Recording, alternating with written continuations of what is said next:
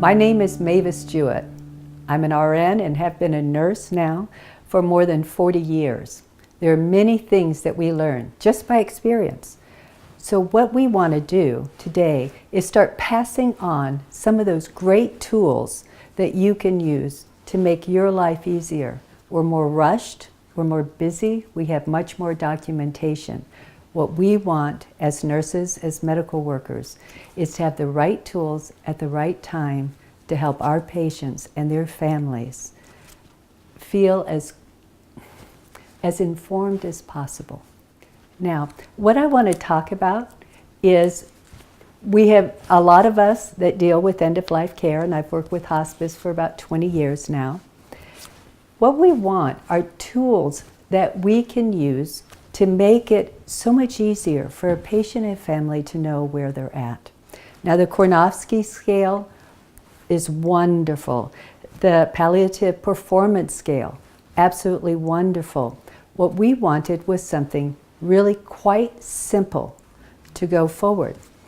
Now, I want to show you, this is a functional scale. And as they say, one picture is worth 1,000 words. And you don't have time for 1,000 words anymore. Life is a little fast. So what we have here is we explain to the patient, we have this in our hand, at 100%. Now 100% you can do anything. You can do a challenging workout. I always say these are people that are in the gym, they're working out, and they can run. Lots of people do not ever reach 100%. Most of us live our lives about 90 to 95%. We can do light workouts a lot of times. We can go forth. We're absolutely independent. We may or may not know if there's a disease process going on in our own bodies. But a little bit more fatigue. At 80%, normal activities take effort and rest. So a normal thing that you were doing at 90%, now at 80%, you find that it's starting to take a real effort. You may still be very busy, you may still be, well, you are extremely independent, but it's starting to take a real effort. You find that you're not going out as much as you could before, and if you did anything strenuous in the beginning of the day, you might not have as much strength and energy. Really energy in the end of the day. Let's go down to 70%. Unable to do a normal job of work, although I have seen people, ranchers, at 70% be able to get themselves on that tractor for the day and still be able to work. I have still seen people at 70% be able to go to the grocery store. Because at a grocery store they have a buggy that you can lean on that decreases the respiratory and cardiac drive. It helps them to go further. At 60%, unable to take care of your environment. Cooking, cleaning, laundry, those things may tend to go by the wayside. I always say that you need somebody like Alice off the Brady Bunch. Remember, she didn't take care, physical care of the family, but she pretty much took care of their environment. At 60% is the top level of an assisted living facility. So, the people that are going to take care of your environment, but you can still bathe yourself, you can still dress yourself. At 50%, now we're talking about 50% of function is now gone. At 50%, you need some help with personal cares. You may find yourself needing a walker because of weakness. You may see yourself needing a bath bench so you can sit down while you're showering. You may find that you even need to take a little break while showering. And that's when we start giving out tips on how to cope with a lesser part of energy so that you can remain independent. For instance, putting on a terry cloth robe, big fluffy one after a shower instead of taking all the time that it takes and energy that it takes to dry your whole body. At 40%, mainly in bed, a chair, a recliner, and I call it being in the triangle because it's usually from the bathroom to the kitchen or living room to the bedroom. At 40%, leaving the house is very difficult. And what I have found of using this for many, many years is that at 40%, especially the low 40s, you are falling off the clinic grid. You're no longer able to get to the clinic. And so 911 starts being your medical service. When people are using 911 a lot, they are living from emergency to emergency, and they're usually at about 40% function. At 30%, totally bed or recliner bound. I say recliner because people with lung disease, the most comfortable position is often in their recliner. But they can't get up. Somebody else may be standing them, pivoting and helping them to sit down and back and forth. But at 30%, you are dependent on somebody to give you assistance. You cannot get out of bed, but you can turn yourself. You can still feed yourself. This is the level that many people come to the nursing homes. So we have the beginning of assisted living and the beginning of what's usually nursing home assistance, sometimes up to the 40 percentile. At 20%, now you need help being repositioned in bed. Somebody else is doing that for you. You may still be able to hold a cup, may or may not, depending on just the strength that you have. At 10%, fatal processes are starting. That means not eating as much, not doing as much. And of course, 0 is death. So this is how I typically use it. I will ask somebody, and we'll go to 12 months.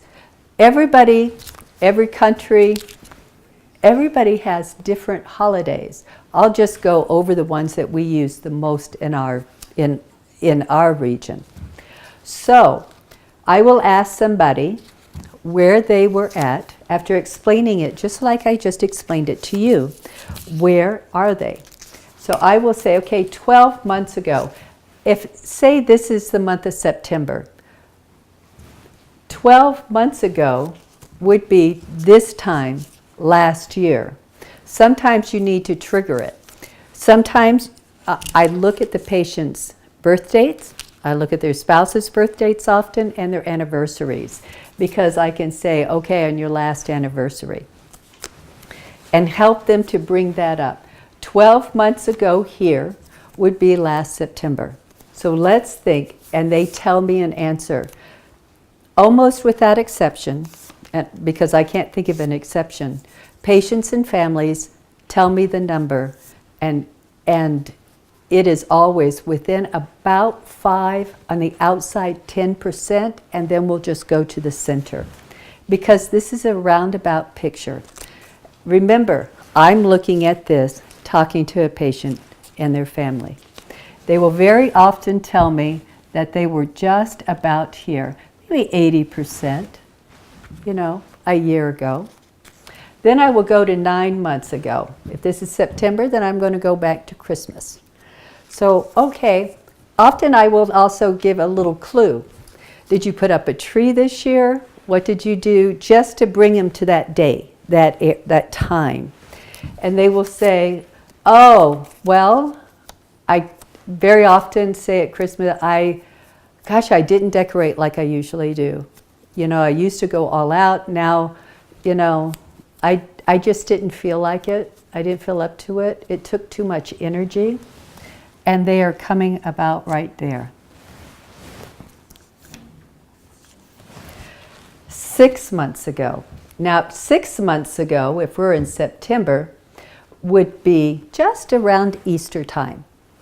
So I'll say, at Easter, did you have the kids over for an Easter egg hunt? What did you do? Of course, there are many other holidays around. Passover is one. So it's even, they're saying, well, I could wrap the present, but I really couldn't go shopping so much. I either did it online or I had family members helping. That's about the time I started having paying my cousin to come in and help take care of the household needs for me. Then we go back to 3 months. 3 months ago, if this is September, is June, Father's Day. So, on Father's Day, what did you do for Father's Day this year? Did you have gifts? Did you go out? Did you take someone out? Did your kids take you out?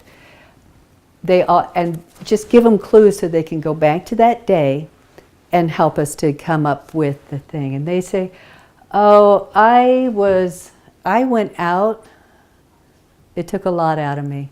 I remember going out, but the kids had to come for me this year. I couldn't drive to them. And so at 3 months, they're saying they're starting to need some help. Now I say, what about 1 month ago? Just 1 month ago. And this is a very important thing. People usually remember it. They almost always remember what was going on with mom or dad 4 weeks ago. Because at 4 weeks ago, they are very, very often starting to call 911 and getting to know the emergency room staff pretty well. And the staff is starting to get to know them very well. Then I'll say, what about today? How are you today? By then, I've had a chance to watch this patient, and very often, this or lower are where people are asking to come on to hospice looking for help. So they're just about here. What I do with this graph then is I turn it around and let the patient and family see it. And I ask that question, does this look like an accurate picture of your function and health over the last 12 months, the last year? There is always a profound silence, a silence that I don't break. They break it. It gives them a chance to know what's really going on and that it did not start right here, and it probably didn't start right here. Many people will ask, when can I come on hospice? It's actually right here. You know, the hospice Medicare benefit was available then. As they go down, can also show them that this is where they may be having treatment, and treatment. They just need a picture of where they're at and where they've been so they can decide where they're going. Hospice is not about dying, it's about living for the rest of your life. So there may be things that you want to be able to get done, important things that you want to say, people that you want to see, things you just want to clear up and make sure of for your family. With this, we are able to let patients and families know exactly what, well, in a roundabout way, because there's nothing exact about our bodies or our lives, but lets them know where they're at. Very often on hospice, people are coming in right here with the patient and family pretty much on their knees. Whereas up here, the more that we can have somebody on hospice, the longer they tend to live, the more comfortably they tend to live, and the more fully they begin to speak with their families about things that you, A, always put off, or B, always wanted them to know, but there wasn't quite the time. Now's the time. Benjamin Franklin is known for a lot of things, but one of the things that he said is 1 today is worth 2 tomorrows. One of the things that happens when you see this is people's lives begin to change. There's there's a time of realization and recognition of what's going on. But then, people often when they're watching television think that cardioversion, you know, they hit the paddles, they go clear and everybody clears, which is a very good idea, that what we're doing is restarting a heart. That's not what we're doing. The heart is going like this. It's not really being productive. And so what the paddles do, what that jolt of electricity does, it causes almost a straight line. So watch that next time. It causes a straight line. Everybody in the room is usually holding their breath, and then another rhythm. What this does, once you have it, is starts the next rhythm. We aren't in the same rhythm our entire lives. The rhythm of our lives change. At the end of our life, our rhythm changes again.